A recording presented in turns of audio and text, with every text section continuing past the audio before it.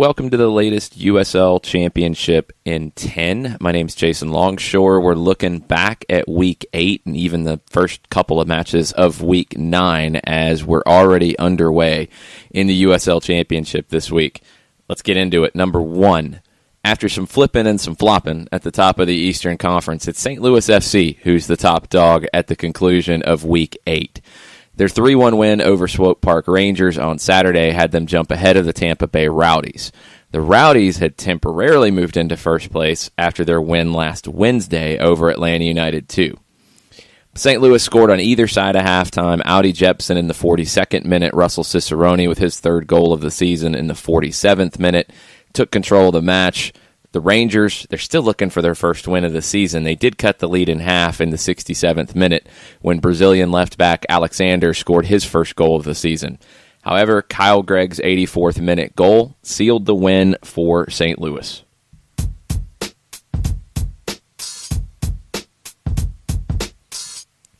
Number 2, so Tampa Bay, they'd moved into first place.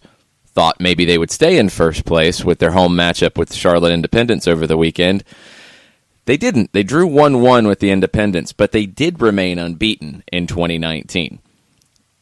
This was on the heels of that big 4-1 win over Atlanta United 2 during the week. In that one, the Rowdies conceded first, but Leo Fernandez scored right before halftime to equalize. 3 goals followed in the second half. 1 was an own goal from Atlanta's George Campbell, and then Fernandez assisted on the other 2 from Juan Tejada and Brandon Allen with his first touch of the game after coming in as a substitute. It was a big win for the Rowdies. It gave them the top spot in the Eastern Conference table.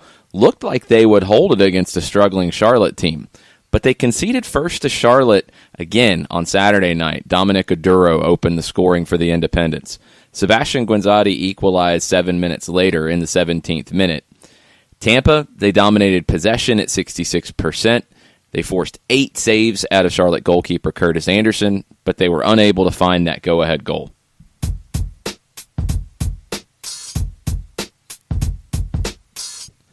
Out west, for number 3, there's still one other unbeaten team in the league this season. It's Fresno FC, but they have 4 draws out of 6 matches, and the 4th one came over the weekend. It also took them some work to come from behind to earn a point at home against Orange County. The visitors scored 2 goals in the first 12 minutes to shock the Foxes. Jerry Van Ewyck and Harry Forster. Their goals held up until the 79th minute when substitute Christian Chaney pulled 1 back for Fresno. The captain, Juan Cafa, equalized 5 minutes later on a beautiful left-footed curling free kick from about 20 yards out. There was a little more late drama when Fresno substitute Seth Moses saw his second yellow of the match in stoppage time, and he was sent off.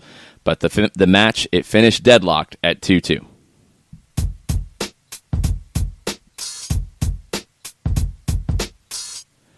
Number 4 on the list, the crowded section of the Western Conference table at the top. Draws among the leaders last weekend kept the top of that table crowded. The top 3 teams are separated by a point, with Timbers 2 just ahead of Tulsa and New Mexico. We'll get to Portland. We'll get to them with their match against New Mexico in a minute. We'll also get to what happened for them last night. But let's talk about Tulsa first. Janu Silva's goal in the 4th minute gave Tulsa a great start at 1 OK Field against OKC Energy. However, Owain Omar Gordon equalized in the 32nd minute. Neither team could find a winner. The match finished at 1-1. Sadly, the primary story coming out of this one was OKC midfielder Atiba Harris in his tweet after the match. He stated that a Tulsa player had racially abused him multiple times during the match. After investigating, the Roughnecks terminated the contract of midfielder Fabian Bastidas. This is from Roughnecks president Barry Williams, and he told The Athletic's Jeff Reuter, "I felt it was important for us to make a decision as a club and not be so reliant on the league. Currently, there isn't a players' union, so there wasn't much of a roadmap to follow. Speaking as a part owner of the club, if we had come out with just a suspension and apology, I didn't feel like it would be very representative of who we are. I wanted our own decision so people know where we stood. We talked about a 10-game ban, but I didn't feel like that was very representative of what we're doing." Bastidas will be facing a 5-game ban from the league wherever he signs next if it's within the USL Championship. The league and the Tulsa Roughnecks handled this very swiftly, and that was promising to see after a unfortunate incident and Atiba Harris having to deal with something that no one should on a soccer field.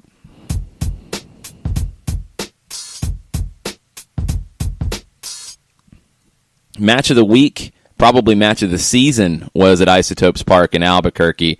New Mexico and Portland combined for a 3-3 draw.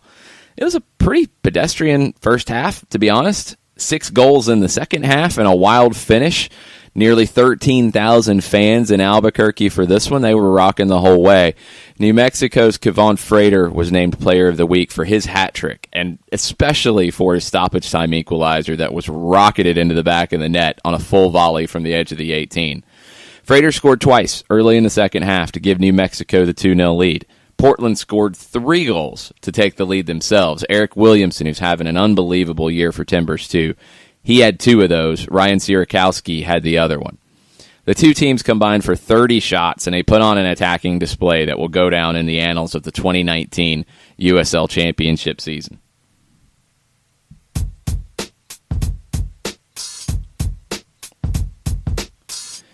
So Week 9's already started, and that brings us to our number 6 spot. The Timbers lost last night at home, surprisingly, to Rio Grande Valley 2-1. That gives Tulsa and New Mexico opportunities to go to the top of the Western Conference this weekend. It was Carlos Small in the 85th minute for the Toros. That goal gave RGV the win. It also opened that door for Tulsa and New Mexico. So this weekend, the Roughnecks go on the road to 4th place Reno 1868 on Saturday night. New Mexico hosts San Antonio on Sunday night at Isotopes Park. Reno's coming into this match with Tulsa off a pretty surprising loss to El Paso last weekend, 1-0. They're only 3 points behind Portland, 2 points behind New Mexico and Tulsa. San Antonio, they're 1 point outside of the playoff picture in the Western Conference, but they've won 3 of their last 4, and they're coming to Albuquerque hot after a 3-0 win last weekend over the Tacoma Defiance.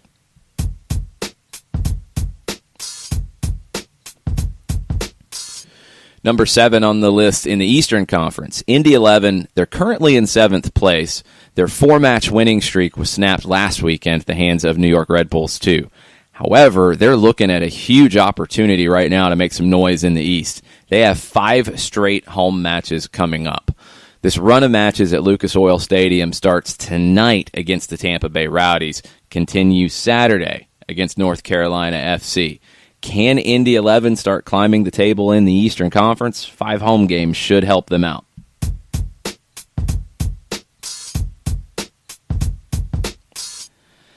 Number 8 on the list, back-to-back wins for the Charleston Battery, with the latest one coming very late against Memphis 901 FC. As the match was seconds away from its conclusion, Kyle Nelson took off down the right for the Battery. His cross on the ground to the top of the 6 forced a diving effort from Memphis goalkeeper Jeff Caldwell in traffic. He couldn't grab it cleanly. The ball deflects away right into the middle of the goal. It almost looked like the Landon Donovan goal in the World Cup in 2010, but it's Dante Marini this time who slots in, tucks it home for the winning goal, deep in stoppage time, one of the last touches of the match. Marini, it's a great story. He missed a full year of action before rejoining Charleston last August after an ACL injury. He'll lead the Battery back home to MUSC Health Stadium, where they'll host Pittsburgh on Saturday night.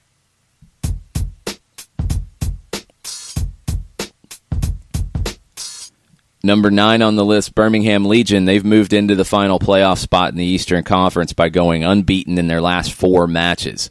They bounced back after a disappointing scoreless draw against Swope Park in Week 7 with a narrow 1-0 win over Loudoun United at BBVA Compass Field last Saturday night. It's another one that was left late.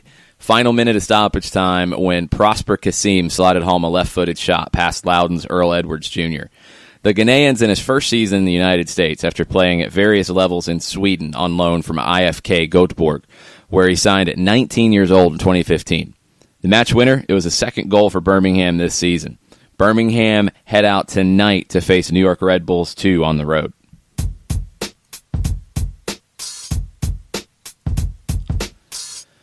Number 10 on the list, Austin Bold. They had a 3-2 strong win on Friday night over Real Monarchs, and they're solidly in the playoff pack in the Western Conference. They were also the only team in the top 10 in the West to win last week. They started out with 2 goals in the first 11 minutes. Sean McFarlane and Andre Lima opened the scoring. Tate Schmidt cut into that Austin lead in the 19th minute, but Austin restored their 2-goal lead right before halftime when Lima got his second of the night. The match had been pretty chippy up to that point and went over the edge with Austin's Valeri Saramutin red-carded for a very nasty challenge in first-half stoppage time. The man advantage, it did help the Monarchs find a second goal. Douglas Martinez scored in the 54th minute, but Austin was able to ride the rest of the match out and take the 3 points. Saturday night, they head to L.A. to face L.A. Galaxy 2. We'll catch you up on that one and everything else that happens in the rest of Week 9 next week on the USL Championship in 10.